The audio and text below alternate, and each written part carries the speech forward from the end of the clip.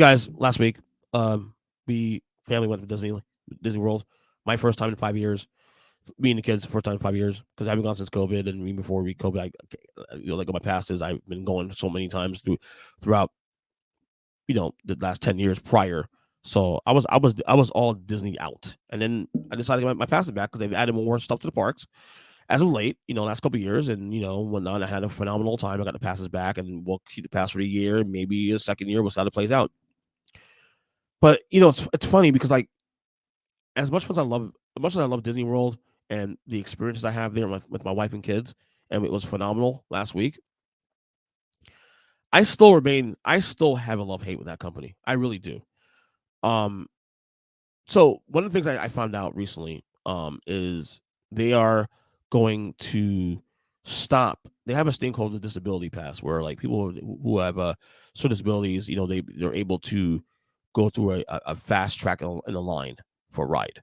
They have easier access to a line, and we have that because my wife has anxiety. She got treated for PTSD and high anxiety recently, so she qualified for that. And now the Disney World is going to pull that back now. They've already pulled back the fast pass. They pulled that back. Now they're looking to pull back the disability pass. Not so much now.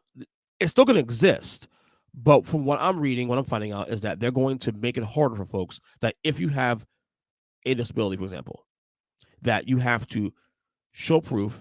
You're going to go through a third party, and you're going to go through all these loophole, all these these different things and stuff to prove it. Make it hard for folks just to not to just get approved, just take approval. Now we're gonna go through it obviously and make sure we get approved again for that, because again, in our case, it's real. Now look, I understand what they're doing. A lot of folks, get disability passes even though they don't have disabilities. They do that and they buck the system, and I get that. As a company, I understand why they're doing that, and I feel like they're trying to, you know, get out all the riffraff, all that to make it work for the company. But at the same time, Disney World is they've done a lot of things in the last couple of years that just piss me off as a customer. While I love their material and love the rides and have a good time when I'm there, my family, you know, raising prices, prices are going up again, animal prices are going up again. And I feel like they're also trying to cater to just a high end wage gap. In other words, cater to an upper middle class, if you will. Now, look, could we afford Disney passes? Yes, we can. We figured a way. We threw it in our budget, and we're fine. But when we go up there, even with the passes, we pay $100 a month between all four of us. We're still going to be spending about gas alone will cost us about $80 probably. Because it's half tank there and half tank back. When you're up there, you're spending about $100-$200 easy. It's easy on food. And look, my wife and the kids, she loves buying them gifts up there. She gets tempted to buy them stuff up there, which I always tell her, no, don't do it. What's the point? But she does anyway, and I can't stop her. She's the boss, right? So I have this massive love hate,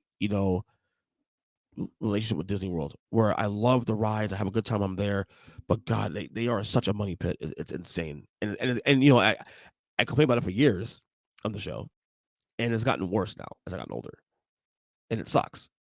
I was telling my best friend the other day, like I asked him because he used to have passes from Disney, and I asked him, are you getting it back? He's like, hell no. He's like, fuck no, fuck no. And he was like, no, they're not getting my money again. They just did, and for the same reasons why I have a problem with Disney is they're trying to price you out. They're trying to price out the middle class and cater to the rich.